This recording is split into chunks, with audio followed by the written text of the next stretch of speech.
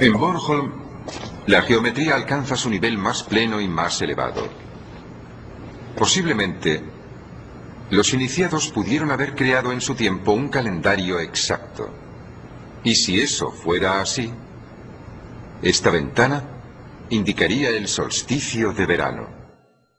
Como vemos, las ventanas interiores tienen una forma muy precisa. Afortunadamente, una de ellas todavía está abierta en la muralla exterior. Y el 21 de junio, en el solsticio de verano, podemos experimentar cuán precisa es esa alineación. Hoy, el 21 de junio, los primeros rayos del sol naciente pasarán a través de esta abertura.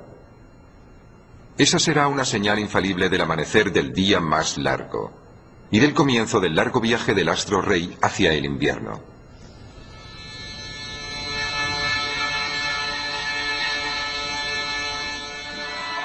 Y así, con el solsticio de verano, capturamos una pequeña visión de una maravilla que durante muchos y largos siglos ha sido relegada total y completamente al olvido. Las sociedades secretas han existido desde hace miles de años. Todas tienen una cosa en común: unos conocimientos únicos que juran mantener secretos. Porque, armados de estos conocimientos, limitados a ellos mismos, creen que pueden controlar a otros. Una de las primeras sociedades secretas sigue existiendo hoy día: los masones.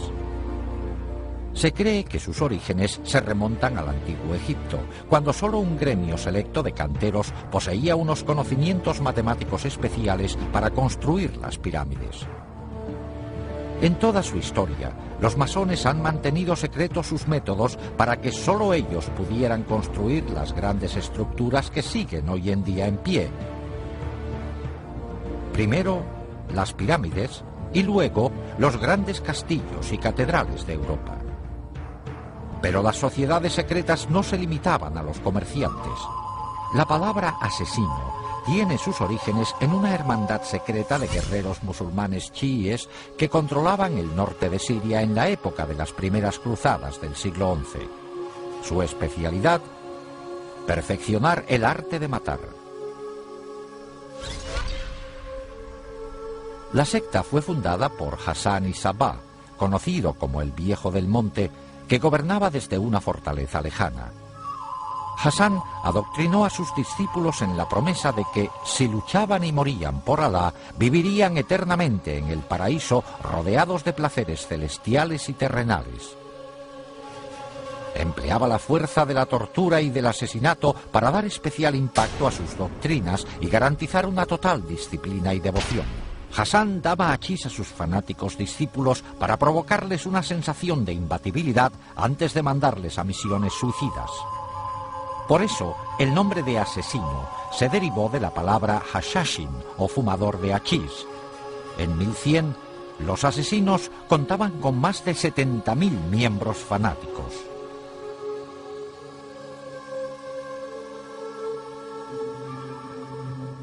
En la misma época histórica se fundó otra hermandad secreta, los Templarios. El Priorato de Sion era una fraternidad de caballeros creada en la Francia medieval con la intención de mantener la estirpe merovingia y restaurar su monarquía en Francia. Su sede oficial era la abadía de Notre-Dame du Mont de Sion en Jerusalén. En 1117, Balduino I, rey de Jerusalén, quedó muy agradecido al priorato por sus servicios para ayudarle a lograr el trono. A cambio, el rey negoció la fundación de los caballeros templarios como extensión militar y administrativa del priorato de Sion.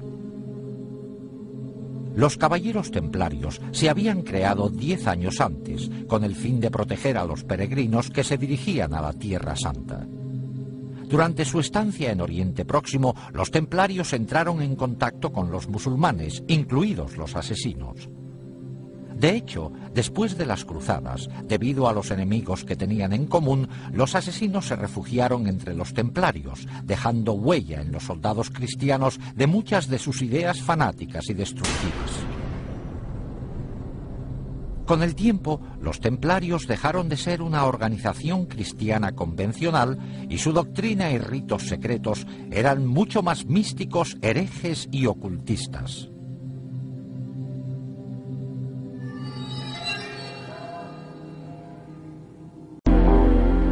Los planes de Alejandro nunca se completaron.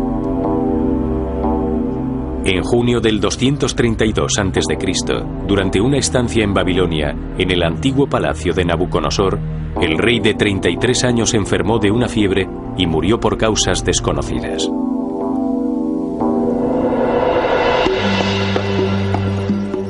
Después de la muerte de Alejandro, su imperio fue dividido entre los generales que habían luchado a su lado. El poder político pasó de Babilonia a la nueva ciudad de Seleucia, en la orilla oeste del río Tigris, en Mesopotamia. Babilonia ya no era la capital del imperio, y tampoco era la capital del territorio. Así que en ese momento se produjo un declive, pero probablemente pasará bastante tiempo antes de que Babilonia se convierta definitivamente en una ciudad abandonada. Hoy en día, los restos de Babilonia están esparcidos por todas partes. Solo se conservan algunos asentamientos situados cerca del río Éufrates, a 96 kilómetros de Bagdad.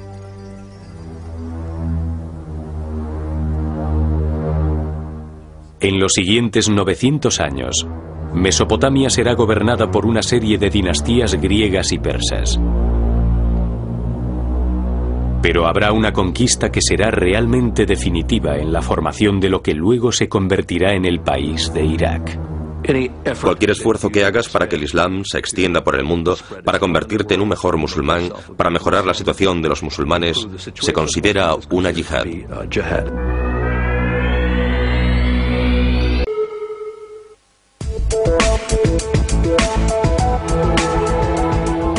En el siglo VII a.C., durante más de 400 años, Mesopotamia había formado parte de un imperio construido por una dinastía persa, los sasánidas.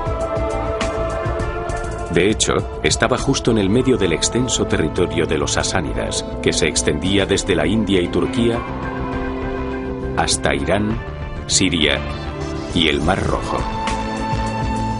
Pero en el 634 después de Cristo, el ejército árabe se empezó a cuestionar la dominación por parte de los sasánidas.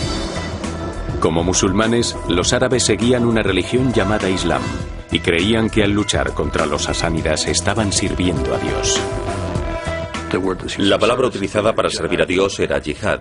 Yihad normalmente se traduce hoy en día como guerra santa. En realidad significa esfuerzo, así que cualquier esfuerzo que hagas para que el Islam se extienda por el mundo, para convertirte en un mejor musulmán, para mejorar la situación de los musulmanes, se considera una yihad. Se considera un esfuerzo para servir a Dios.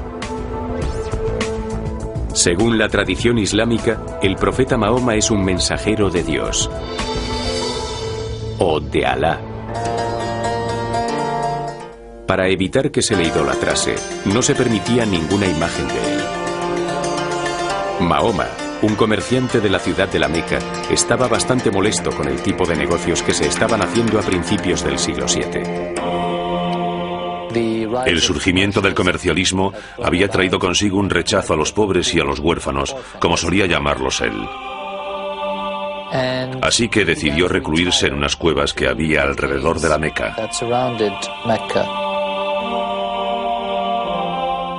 Y allí, en el año 612, oyó voces.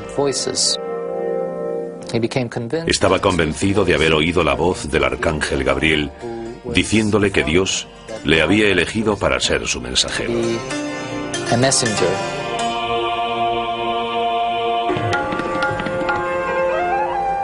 Cuando en el 632 murió Mahoma, se inició un gran movimiento religioso que llegó hasta las filas de los ejércitos árabes, quienes llevaron el Islam más allá de Arabia. En el 636 después de Cristo, los ejércitos sasánidas y árabes se enfrentaron en Al-Qadisiyah, un pueblo al sur de Bagdad, en el río Éufrates. Bajo el mando de su mejor comandante, Rustum, los sasánidas tenían un ejército enorme de 12.000 hombres.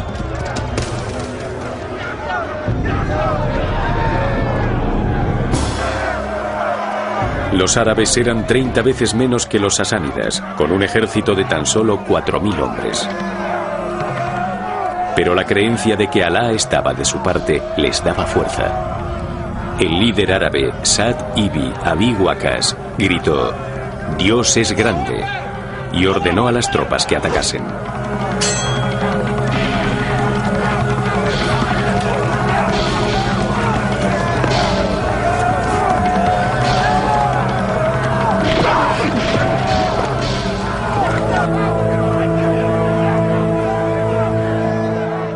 Pero no podían competir con los tanques del ejército sasánida. Sus elefantes hicieron estragos en las tropas árabes.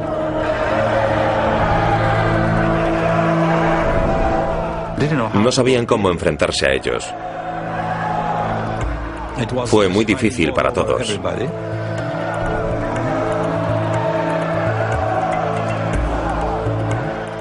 Y al final encontraron una forma de atacar al elefante, en la trompa. Fue su mejor idea, golpear al elefante en la trompa. Empezaron a hacer eso. Y así comenzó la batalla.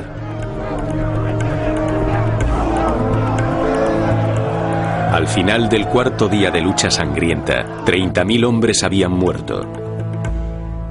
Y Rustum fue asesinado al intentar huir. Las tropas sasánidas, confusas y atemorizadas, abandonaron sus puestos y salieron corriendo. Los árabes habían obtenido la victoria. Y la batalla de Al-Qadisiyah selló el destino del imperio sasánida.